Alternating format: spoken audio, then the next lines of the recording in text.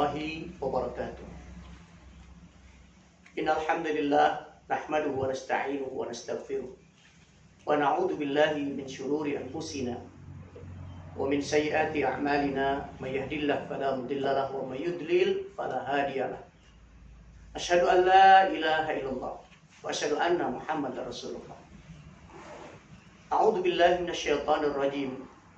Ya ayyuhalladzina amanu ittaqullaha haqqa tuqatih wa la tamutunna illa wa antum muslimun. Wa qala ta'ala ud'uni astajib lakum. Al-ayat. Sahabat salehku dimanapun berada, kita panjatkan syukur kita kehadirat Allah Subhanahu wa ta'ala. Alhamdulillah, telah banyak doa-doa kita diijabah oleh Allah Subhanahu wa ta'ala. Doa yang kita panjatkan bainal adzan wal iqamah, yang kita panjatkan di antara adzan dan iqamah. Doa yang kita panjatkan pada saat kita berbuka puasa. Doa yang kita panjatkan di waktu-waktu sahur. Dan doa yang kita panjatkan di waktu-waktu mustajab. Termasuk di saat kita sujud di hadapan Allah Subhanahu wa ta'ala. Dan itu adalah janji Allah yang tidak dipungkiri, di mana Allah Subhanahu wa ta'ala mengatakan ud'uni astajib lakum. Mintalah kepadaku, maka aku akan mengabulkan permintaanmu. Berdoalah kepadaku, maka aku akan kabulkan doamu. Sahabat solehku dimanapun berada, tidak lupa sholawat dan salam kita haturkan kehadirat Nabi kita Muhammad sallallahu alaihi wasallam. Karena banyak doa-doa yang diajarkan oleh Nabi sallallahu alaihi wasallam untuk kita semua sebagai umatnya, dan doa itu benar-benar sangat bermanfaat, sangat berfaedah. Dan yang terbaik yang keluar dari lisan seorang muslim adalah doa-doa yang baik. Namun kemudian ada sekian banyak manusia yang bertanya-tanya dengan penasarannya, mengatakan, Ustadz, kenapa saya sudah bertahun-tahun berdoa tapi doaku tidak diijabah oleh Allah Subhanahu wa ta'ala? Saya berdoa sepanjang puasa ini di waktu-waktu yang mustajabah, tapi doa itu juga tak kunjung dikabulkan oleh Allah Subhanahu wa ta'ala. Sahabat solehku yang dirahmati Allah Subhanahu wa ta'ala, doa pada hakikatnya semuanya akan dikabulkan oleh Allah Subhanahu wa ta'ala. Baik dikabulkan sesuai dengan permintaan, sesuai dengan doa yang diharapkan, atau dikabulkan dalam bentuk yang lain, atau Allah Subhanahu wa ta'ala akan mengabulkan di akhirat nanti, setelah kita menjalani kehidupan yang hakiki, kehidupan yang sebenarnya. Sahabat soleh dimanapun Anda berada, mari kita coba untuk membuka sejarah. Sebagaimana yang dikisahkan oleh Ibrahim bin Adham, yang dikenal dengan Abu Ishaq. Di mana suatu ketika Abu Ishaq berjalan-jalan ke pasar Basrah. Kedatangan beliau mengundang banyak perhatian orang yang ada di pasar itu. Lalu ada di antara mereka yang bertanya, "Ya Abu Ishaq, kami sudah mengalami paceklik yang luar biasa. Musim kering yang luar biasa panjangnya. Kami sudah berdoa, kami sudah memohon, kami sudah melakukan salat istisqa. Tapi doa kami tak kunjung diijabah. Tak kunjung dikabulkan. Tak kunjung dipenuhi oleh Allah Subhanahu wa ta'ala. Apa penyebabnya?" Maka Abu Ishaq kemudian menjawab, di antara sebab-sebab tertolaknya doa kalian, karena hati kalian telah mati oleh 10 hal.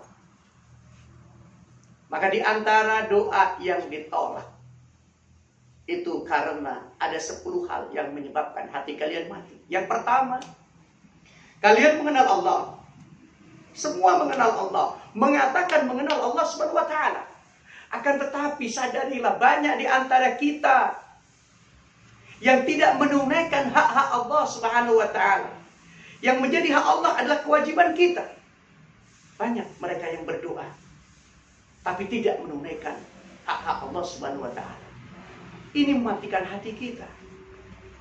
Mari kita koreksi diri. Mari kita evaluasi diri. Mari kita bermuhasabah. Apakah kita sudah menunaikan semua hak-hak Allah? Apakah kita sudah meninggalkan semua larangan-larangan Allah Subhanahu wa Ta'ala? Dan yang kedua, yang menjadi sebab tertolaknya doa kita, tertundanya pengabulan doa kita adalah banyak di antara kita yang mengaku mencintai Nabi Sallallahu Alaihi Wasallam.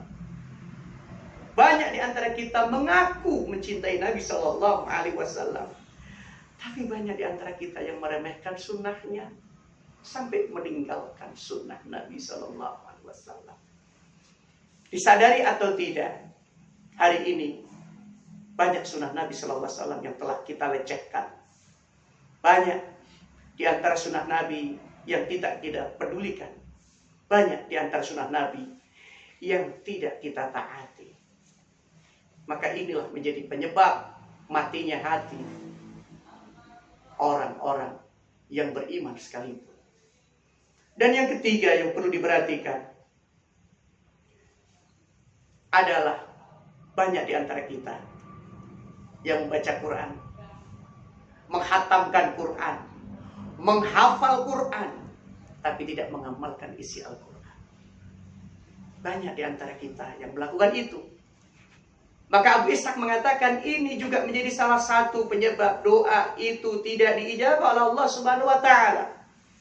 Doa itu tertahan di antara langit dan bumi, sehingga doa itu tidak sampai kepada Allah Subhanahu wa Ta'ala. Yaitu membaca Quran, menghatamkan Quran, tapi tidak mengamalkan isi daripada Al-Quran. Na'udzubillah min dzalik. Mudah-mudahan kita tidak termasuk itu. Tapi ini cukup menjadi pengetahuan bagi kita bahwa ini menjadi salah satu sebab di antara tertolaknya doa kita. Yang keempat, banyak di antara kita yang menikmati karunia dari Allah Subhanahu wa Ta'ala, pemberian dari Allah Subhanahu wa Ta'ala, tapi kita lupa bersyukur dan terus mengeluh dan mengeluh, sehingga tidak pernah kita menikmati bagaimana rasanya syukur atas nikmat yang telah Allah berikan kepada kita. Kita lupa siapa yang berikan nikmat, tapi yang selalu diingat adalah besar kecilnya nikmat. Ingat, saudara solehku, bukan besar kecilnya nikmat yang menjadi ukuran, tapi seberapa kita bisa bersyukur kepada Allah Subhanahu wa Ta'ala, sehingga doa kita insya Allah akan diijabah.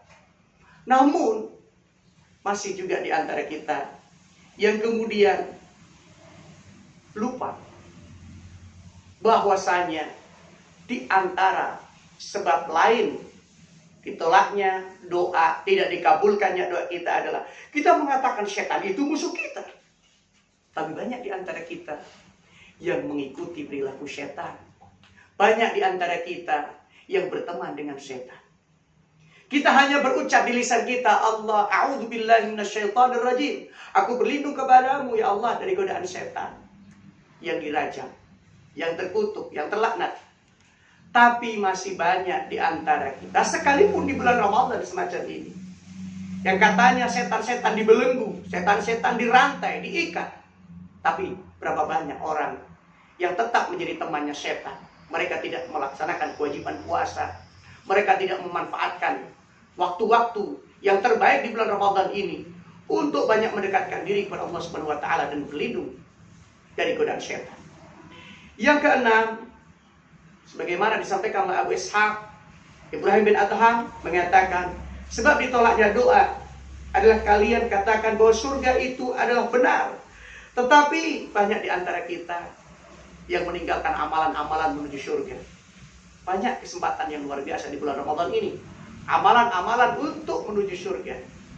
Dan saat ini surga dibuka lebar-lebar pintunya, dan kita berdoa kepada Allah agar Allah Subhanahu wa Ta'ala memasukkan kita dalam surga. Maka jangan sekedar berdoa untuk meminta kita dimasukkan dalam surga, tapi lakukan amalan-amalan ahli surga, sehingga amalan-amalan itu akan dapat mengantarkan kita memasuki surga yang dijanjikan oleh Allah Subhanahu wa taala. Yang ketujuh, Abu Ishaq mengatakan sebab tertolaknya doa, tertundanya doa kita sehingga tidak diijabah. Kenapa? Kita meyakini neraka itu pasti, neraka itu jelas, neraka itu hak. Tapi banyak di antara kita yang belum bisa meninggalkan amalan-amalan ahli neraka. Contohnya hal yang sederhana adalah qauluz zur, perkataan dusta, perkataan kotor, bohong padahal kita sedang berpuasa. Maka ini akan mengurangi nilai puasa kita. Dan ini menjadi amalan-amalan ahli neraka. Padahal kita tahu neraka itu pasti, tapi di antara kita masih banyak yang melakukan hal-hal yang dilarang oleh Allah Subhanahu wa taala. Dan itu merupakan amalan ahli neraka. Selanjutnya yang kedelapan,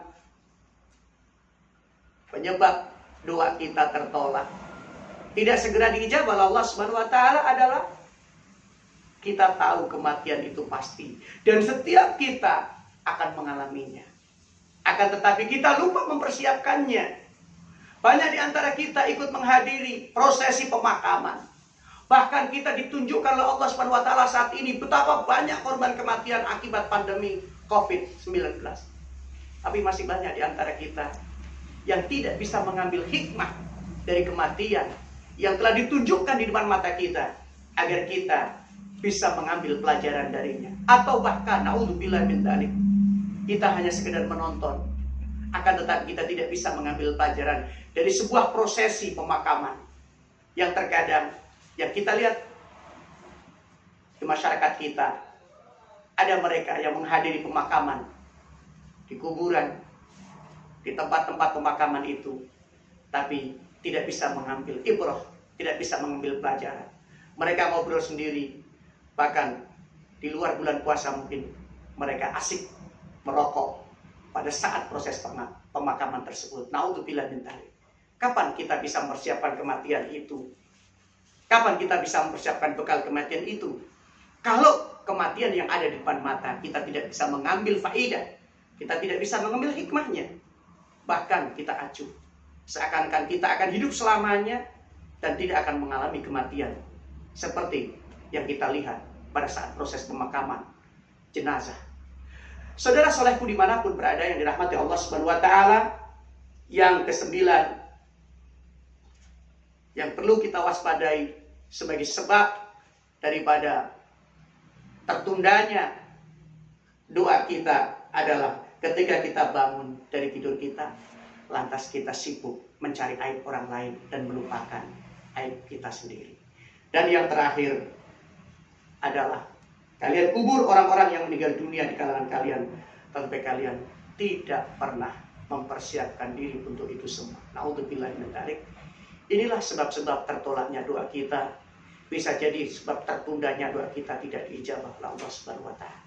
Naudzubillah, kita berlindung kepada Allah dari semua hal itu. Dan mudah-mudahan doa-doa kita, doa-doa orang yang beriman, doa-doa hamba yang baik ini diijabah oleh Allah Subhanahu wa taala sesuai dengan apa yang Allah kehendaki. Nasrun minallah wa fathun qarib. Terima kasih atas perhatian semuanya. Mohon maaf atas segala kekurangannya. Wabillahi taufiq wal hidayah. Wallahul musta'an. Wassalamualaikum warahmatullahi wabarakatuh.